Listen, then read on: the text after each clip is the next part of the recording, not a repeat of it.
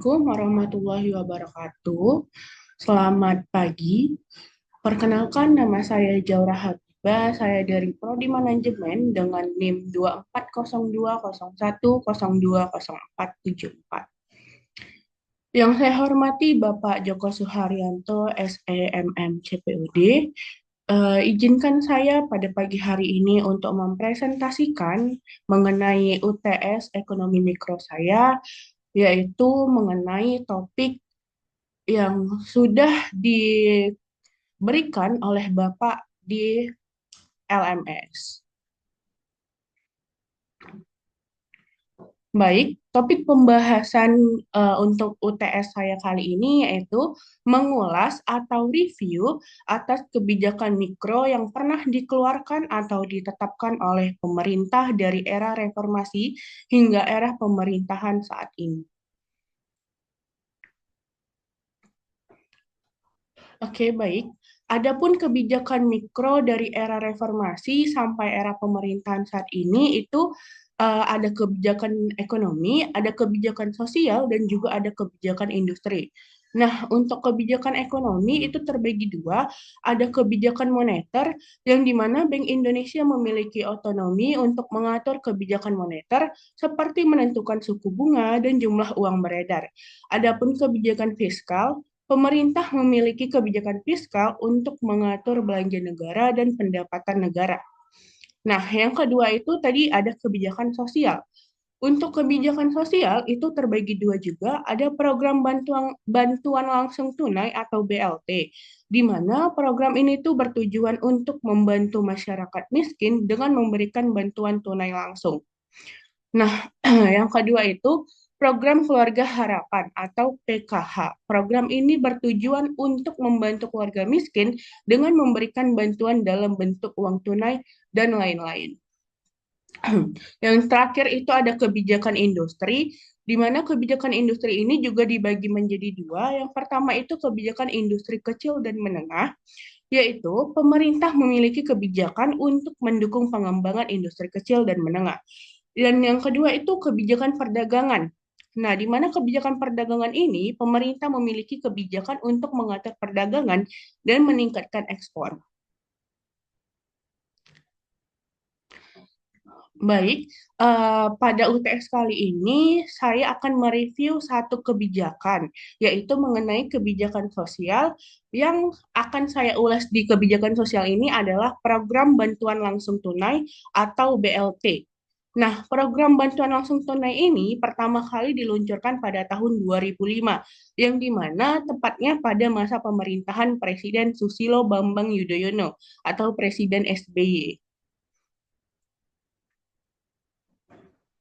Baik, sebelum masuk ke intinya, di mana saya akan memaparkan mengenai latar belakang masalah dari BLT tersebut.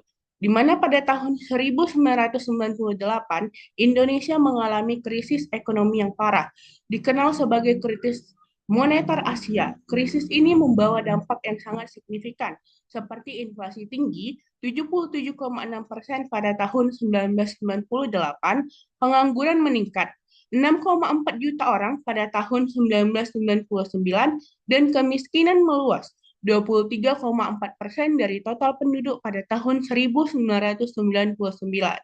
Kondisi ini memicu keterpurukan ekonomi nasional dan memerlukan intervensi kebijakan yang efektif. Nah, sebagai respon, pemerintah meluncurkan program bantuan langsung tunai atau BLT.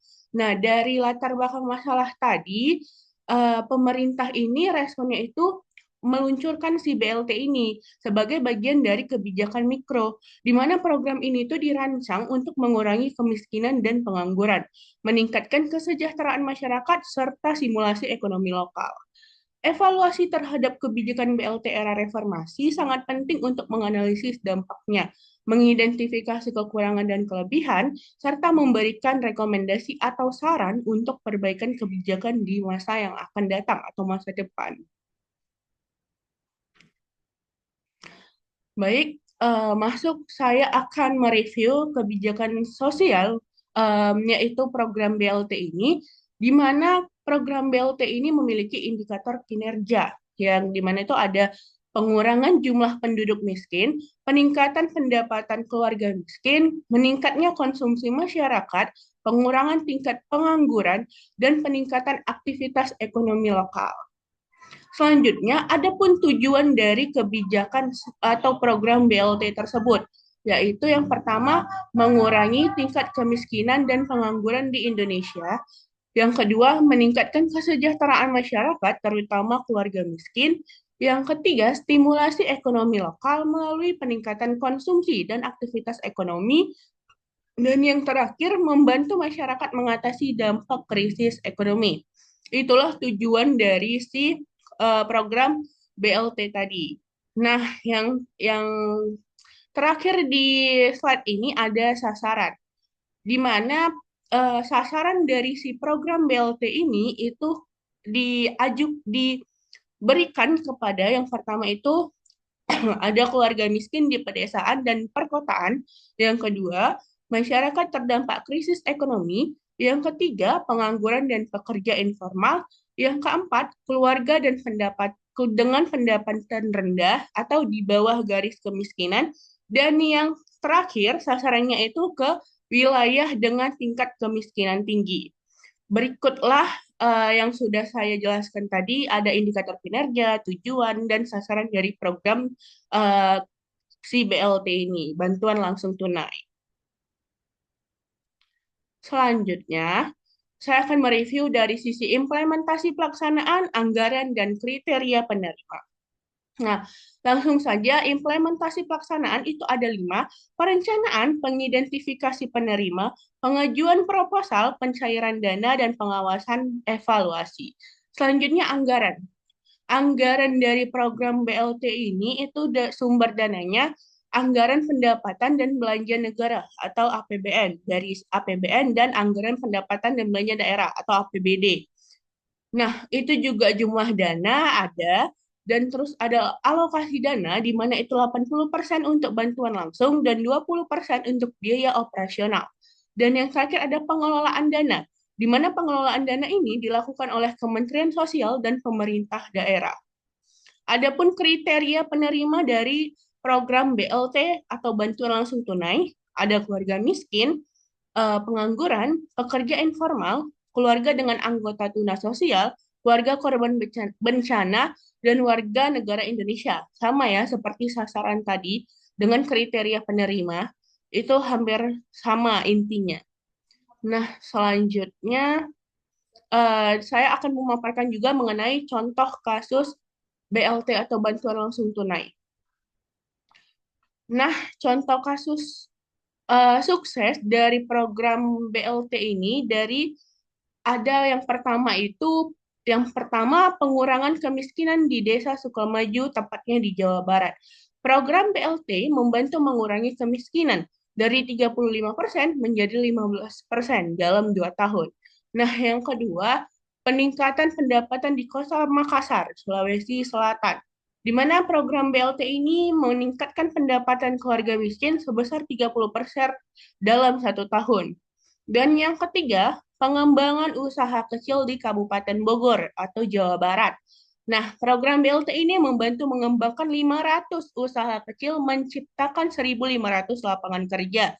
Dan jadi dari 500 usaha kecil itu ada 1.500 lapangan kerja yang terbuka gitu. Jadi membantu kemiskinan juga adanya program BLT ini di Kabupaten Bogor, Jawa Barat. Dan membantu tingkat pengangguran juga, mengurangi tingkat pengangguran. Nah, yang keempat ini ada peningkatan akses pendidikan di Desa Sambit, Nusa Tenggara Timur, di mana program BLT membantu meningkatkan akses pendidikan bagi 500 anak dari keluarga miskin. Baik, selanjutnya di sini ada dampak pada ekonomi mikro. Nah, ada pun dampak pada ekonomi mikro dari si program BLT ini atau bantuan langsung tunai. Ada 5 tuh ya. Yang pertama itu ada konsumsi, di mana dampaknya itu meningkatkan konsumsi masyarakat.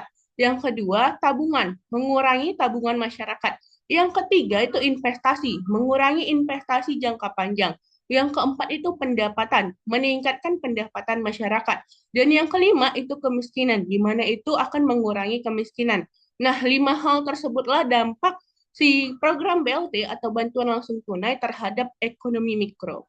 Dan yang ada juga dampak jangka panjang itu terbagi tiga. Yang pertama itu meningkatkan kemandirian ekonomi masyarakat. Yang kedua, mengurangi kemiskinan struktural. Dan yang ketiga, meningkatkan kualitas hidup masyarakat.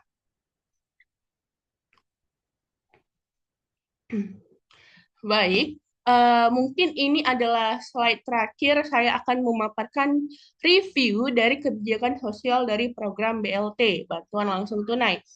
Adapun di mana tadi saya sudah memaparkan apa saja tujuan BLT, apa saja sasarannya, dan saya berpikir tujuan ini tuh positif gitu ya. Tetapi di balik itu ada pun kekurangan dari si program BLT ini, di mana itu ada ketergantungan pada bantuan. Nah, ketergantungan pada bantuan ini maksudnya di mana masyarakat yang dibantu tadi mungkin bakal ketergantungan gitu pada bantuan program BLT tersebut. Yang kedua itu ada inefisiensi penggunaan dana. Yang ketiga, korupsi dan keterlambatan pencairan dana untuk program BLT. Dan yang keempat, kurangnya pengawasan dan evaluasi. Dan yang kelima, bantuan tidak tepat sasaran. Selanjutnya, kesimpulan.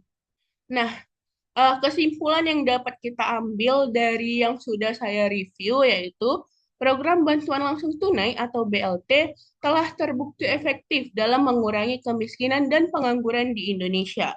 Dengan memberikan bantuan langsung kepada masyarakat miskin, program ini berhasil meningkatkan pendapatan dan kualitas hidup mereka.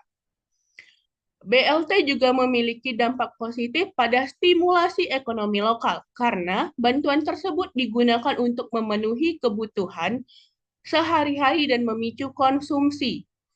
Hal ini pada gilirannya meningkatkan aktivitas ekonomi di tingkat lokal, menciptakan lapangan kerja, dan mengurangi ketergantungan pada bantuan sosial.